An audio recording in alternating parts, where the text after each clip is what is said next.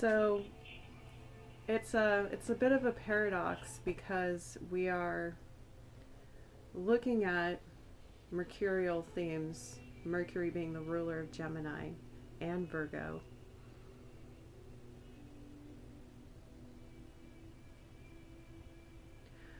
We're thinking about energies that are going to be impacted for the next 6 months because new moons bring things in. It's a great time to set intentions, to start a new skill, anything new, really. And right now there are some retrogrades because we always have a lot of the outer planets retrograding around this time. It happens every year, just like Mercury retrograde, most planets every year.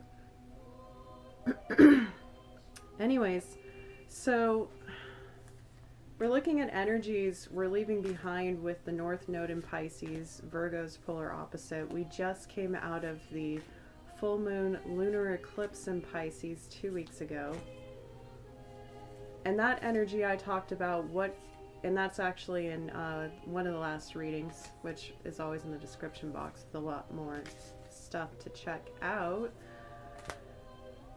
I talked about how we're moving forward with the Pisces energy. Yeah, I just pulled the South Node card. Card 42, Life's Debts. That's just confirming what I was talking about with the South Node in Virgo.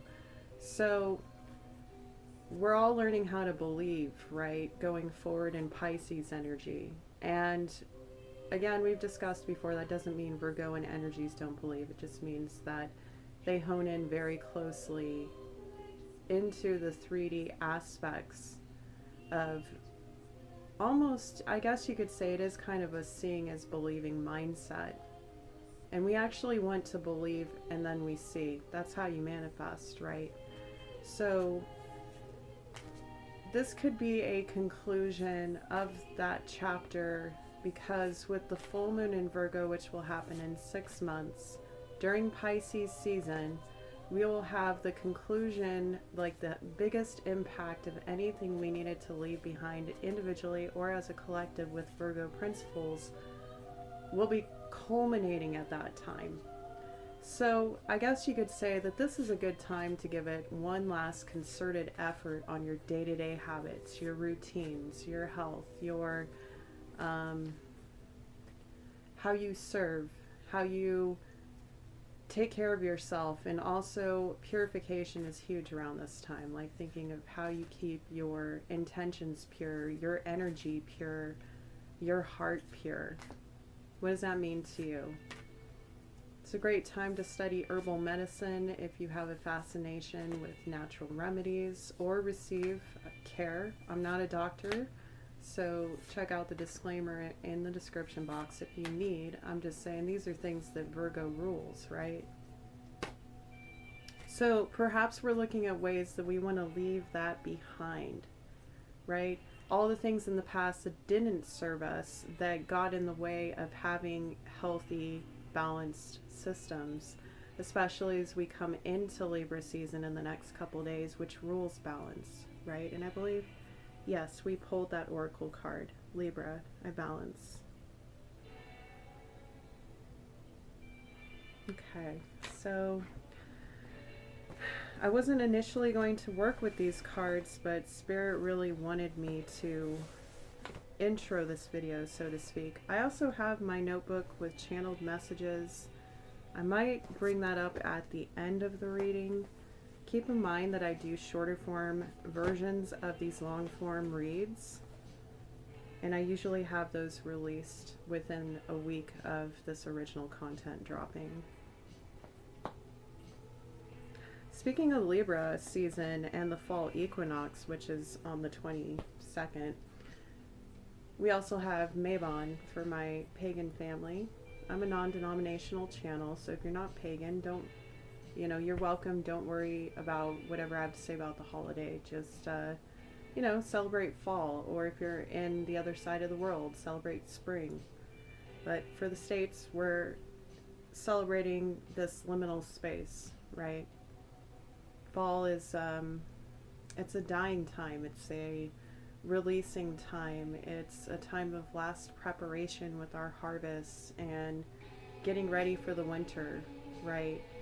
And for those of us that are lucky enough to enjoy the beautiful trees, you know, it's a warm, magical time of year. It can be. So it's time to honor that which we are leaving behind. And since this is a new moon in Virgo with the solar eclipse, so it's super impactful, we're going to look at having a huge impact and change on our life over the next 6 months. Okay? Now, for those of you that are catching this in a timeless message, you can apply it to any 6 months of your life, or I actually brought my timing cards out today to use them in a unique way. I thought I would draw 3 timing cards to kind of think about, for those of you that are here and the eclipse energies don't really apply to you, what are 3 possible timelines that you could be on to bring this into fruition, we'll say, to completion? It could be sooner than 6 months, it could be longer. So we're going to choose 1, 2, 3. Pick a number, 1, 2, or 3. Whatever you are most intuitively led to, that's going to be the number that you want to pick. And that's most likely what you're going to be closest to in accomplishing this. So it's just kind of like a fun little psychic game, I guess you could say. And if you're kind of tapped in, you can kind of think of a timeline and see if your card gets pulled. All right, are you ready? So card number 1 in July. All right, so a little less than a year for card number 1. Let's see what card number 2. In November. Wow, that's an ambitious group. All right, so let's see what card number 3 is. Let's see. In the winter. All right. So a little bit after. So some of you are looking at, you know, 2 months to 3, 4, or 5. So I'd say it's safe to say, like, a lot of you can be accomplishing this within 3 months.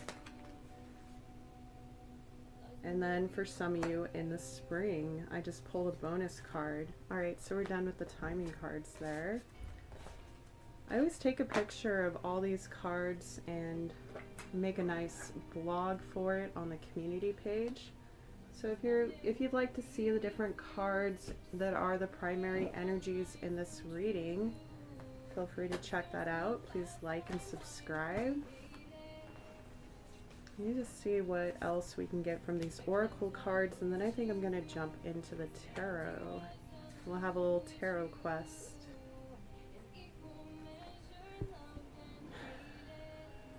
All right.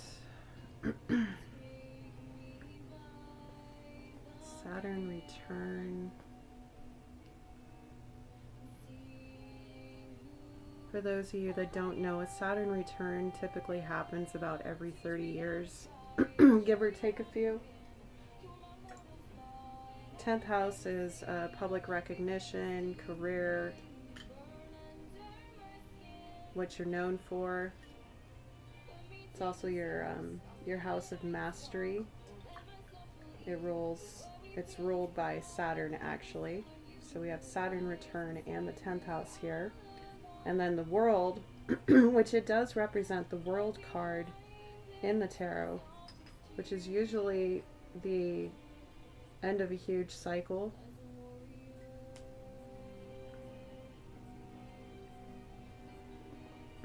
Just drinking some tea. Excuse me.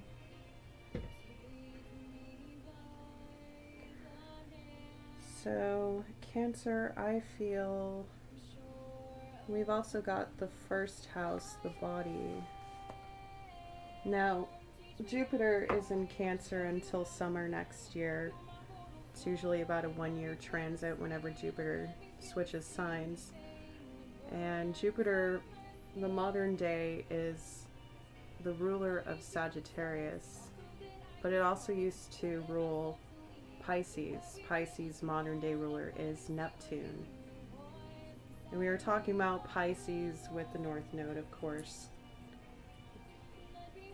Definitely check out the Divine With Me playlist for other readings from the last few months to kind of get a feel for that vibe. I've talked about it in all my readings. It's something I like to dive into. So the first house is also known as your ascendant or your rising sign. It's typically how people see you. It kind of colors your personality, or at least how people perceive your personality. It can even represent to a certain degree your physical features, and that can depend also on your Venus placements and other factors in your chart. But the thing about the first house is it sets the tone for the rest of your chart. So, for example, I have a Cancer rising. So then my first house is ruled by Cancer, and we're talking about Cancer, I feel, Jupiter, expansion. So I feel we are talking about expanding how we are seen, how that makes us feel, how we can establish balance in our relationships coming into Libra season, or again, any time of the year that you're listening to this. What do you actually want to be known for here with the 10th house? And what are some limiting beliefs or karmic cycles that you can leave behind, especially having to do with the South Node in Virgo? How can you communicate that to others? If you can figure this out, you can find huge transformation in your life, positive change, transmute the energy. So that's everything I got from these 8 oracle cards. All right. That tea did the trick on my throat chakra. Anybody else like to drink tea or coffee or whatever?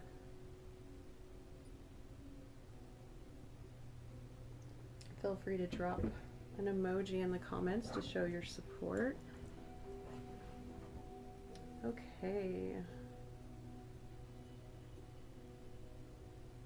I'm being called to the Cosmic Tarot. Now, for those of you that don't know, I do what's called Tarot Quests. And they are a long journey with the collective. I touch on multiple groups in the collective, but there tends to be themes like anything else of the reading. I don't know what's going to come out, so it's an adventure. And again, remember that not everything is going to resonate with you, but if it does, definitely pay closer attention and leave the rest behind, essentially, right? All right, so we pulled the 9 of Swords sideways and the Prince of Wands upright.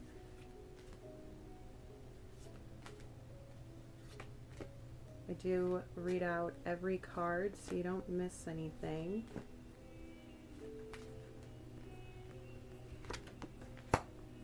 Five of Wands.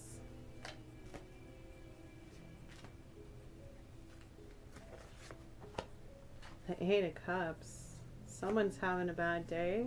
That sucks. Not everybody. That's not how we're going to start the reading. It just seems that's what this energy is. Someone felt under attack.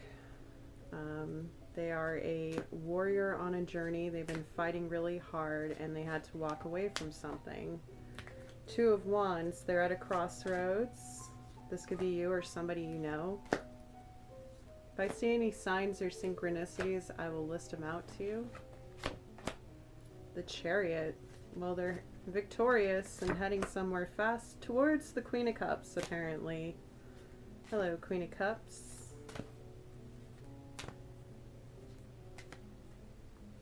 What is this about, Spirit?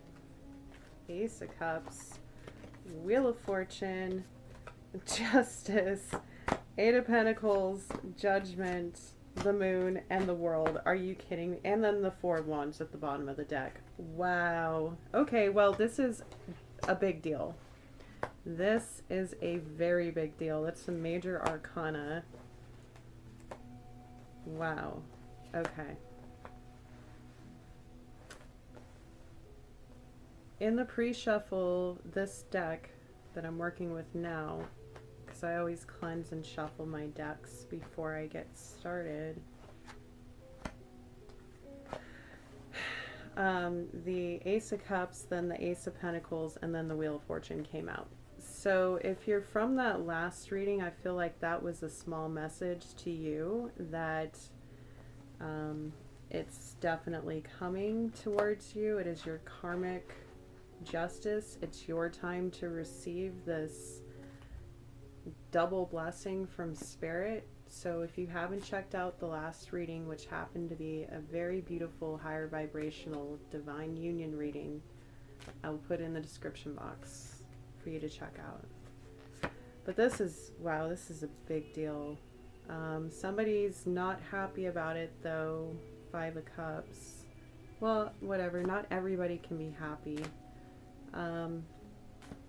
You know, if you're living your life for others, you yourself are never going to be happy. So, 8 of Swords, yeah. There are some people who are up in their head about this. Not the people involved. This, we'll say Prince of Wands and Queen of Cups. But let's just go over the cards here. Spirit really wants to spit the cards out, but I'm going to process this with y'all, all right? So we have that this knight, the Prince of Wands, was under heavy fire. And if you look at this card, and I'll describe it for you, it's a guy like crouching in terror and there's 9 swords coming at him. And he looks like he's in a war zone and there's a snake wrapped around one of the swords. So it's like someone is intentionally throwing daggers. This could also represent heavy spiritual warfare for those of you that are at a more higher frequency, know what I'm talking about, or if you're pagan. So yeah, Prince of Wands is the victor, is the champion on his way to kinghood. Can also just represent a different aspect of a strong character. Doesn't mean they're necessarily this fiery warrior, but maybe it's a certain aspect of their personality. I'll look into that later, possibly, if it comes up. Yeah, the 5 of Wands is all about competition and fighting, right? In this particular depiction, it's 2 men. And again, apply the gender however you want. Doesn't matter in tarot. And then the 8 of Cups, walking away after a battle, but victoriously and towards this Queen of Cups. So towards this divine feminine energy. And this is something either they manifested, this Queen of Cups manifested, or it was a decision that had to be made. But it seems that this Prince of Wands has made that decision. They accept that this is a new karmic cycle with the Wheel of Fortune. This is also really good luck. It's also, yeah, I'm picking up karmic justice with the Justice card after the Ace of Cups, and the Ace of Cups is a divine blessing of love, or creativity, or self-love, or love with Spirit.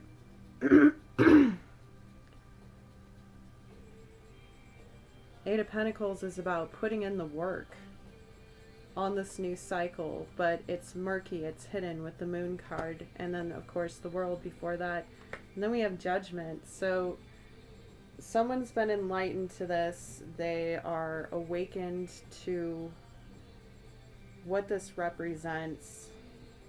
And then we had over here the 5 of Cups and the 8 of Swords, and that feels like outside energies. Seems like there is a trajectory here. There is a quest starting for someone. And again, if this rings any bells for you, check out the last reading and it might form a more complete story for you. Who do we want to know about? Let's see, what does the collective want to know about? Which character here are we speaking on today? Feeling Prince